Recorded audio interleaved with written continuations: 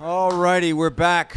The winner's edition, the 5th Annual Music Supervisor Guild Awards. I'm sitting here with one of the founding members of the Music Supervisor Guild. Many years ago, we'd sit in my office when I was at Def Jam, when I had that fat office.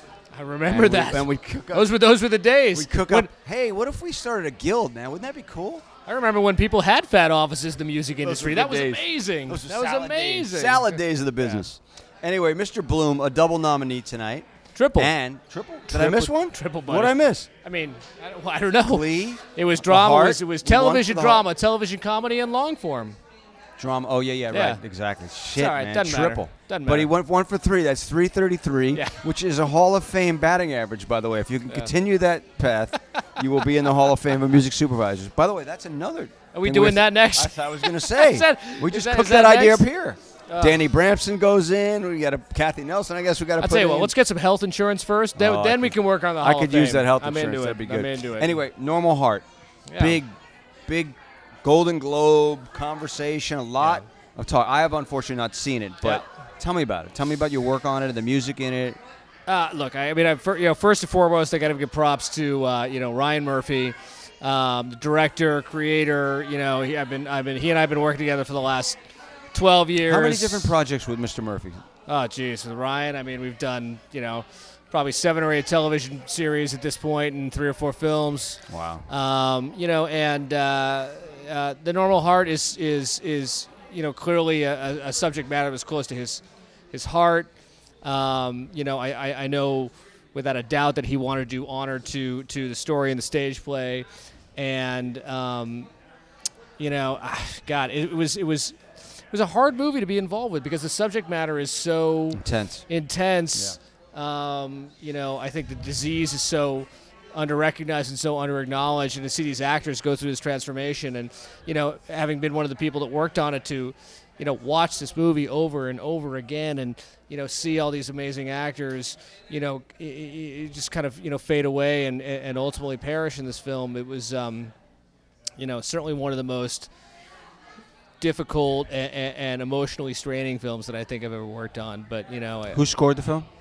Cliff Martinez. Oh, he's amazing. Yeah, amazing. He's one of the best. What type of source did you use? What type of songs? It was all sort of late 70s and early 1980s source. It was kind of followed the film. It's a 1980s period piece, so that was kind of where we stuck to it. We had the Gay Men's Chorus. We did a whole number there. Live on screen. I mean, it was just I feel that Ryan's vision was always to really emulate the era, and he was there and he participated in it, and so really executing his vision in a way that really honored that period in time was the goal, and I hope we achieved that. People seem to dig it, so feel like we did that right. So talk about that collaboration. How did you and Ryan meet? How did it happen? Nip Tuck. Nip Tuck. It was it was many years ago. And, I was just telling the story today that, right about the same time, I was offered, remember that show Las Vegas on NBC, which was a big, kind of tentpole show for them. I think it went like 5 or 6 seasons, a big show. And I got offered Las Vegas, and at the same time, I got offered Nip Tuck with Ryan, and I ended up choosing Nip Tuck. I just, I wanted to do something, infinitely more creative. In network. It was a much more edgy show. It was much more edgy show. It was FX's second show. We had just finished The Shield with them, which was their first scripted television show, and it was highly successful. It was the first television show where you could actually say shit on TV. That's right. Big stuff, edgy stuff, John. Yeah, it's tough. Tough stuff there. Yeah, and Nip Tuck was their if I got this correct, it was their second scripted television series, and I was kind of weighing these two options, and the money aside, I really wanted to do something that was, creatively ambitious and something close to my heart. And, Ryan is just so infinitely talented. So, I was lucky enough that he wanted me to be involved, and I chose that show, and it was kind of a life changer. Life changer right? For me, yeah, for sure. It's all about finding in our world to have that great collaborator that continues to work, and your guy is just prolific as hell and edgy and does different shit, and it's very hard to find those guys. Yeah, and I think what we do as music supervisors is so heavily connected to the producers and directors and studios and networks. I mean,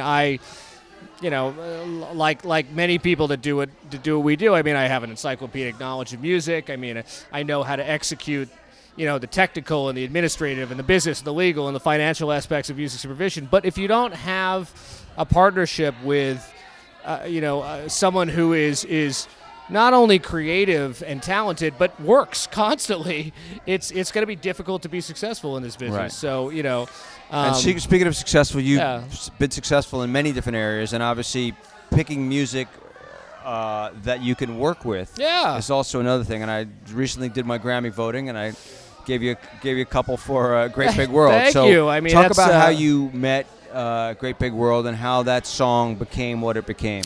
Well, I mean, again, it all comes back to music supervision. Gary Miller, who is at Universal Music Publishing, good friend of mine, good friend of all of ours. He's at the party tonight. And he is, he is constantly pitching me music, and we're constantly collaborating on different things creatively that I could potentially license for soundtrack work. And he pitched me on this band, A Great Big World. A few different songs. Say Something was one of those songs that he thought was great. He wasn't even pitching me for any specific project. He was like, you know what? I love these guys. I love their music. I've met them. They're sincere people. I really want to help. I think it's amazing. So he sent me this music. I fell in love with it. First thing I called him back. I said, this is amazing. The first thing I asked him is, who has the master? Who's on the record side of this whole thing? And he said to me, they're unsigned. And I said, really? Well, Shing. can I get the manager's phone number? Because I had started a record label, not too long before that, and I thought that this would be a good collaboration for me to try to sign them on the master side. I ended up meeting with the manager, Cindy Lynott, who has just become one of my closest friends, and she kind of believed in my plan and what I thought I could do with this band, and ultimately I met the band and ingratiated myself there, and it's a beautiful song. Yeah, it's amazing. And then Say Something is, the most that I can do as a music supervisor or a label owner or a publisher is expose the music. Ultimately, a great song is a great song, and it has to resonate with the public. So, Say Something is just one of those songs that, I think just obviously made an indelible impression on worldwide, and it's going to be a song that's going to sustain itself for all time. And I was lucky enough to be in a position and have enough connectivity to the industry that I could expose it to enough people that it was kind of a good kickstart.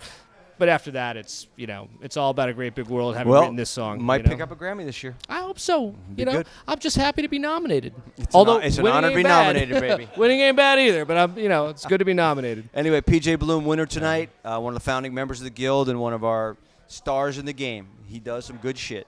PJ Bloom. Thanks, John. My name is PJ Bloom, and you are watching Grammy Pro.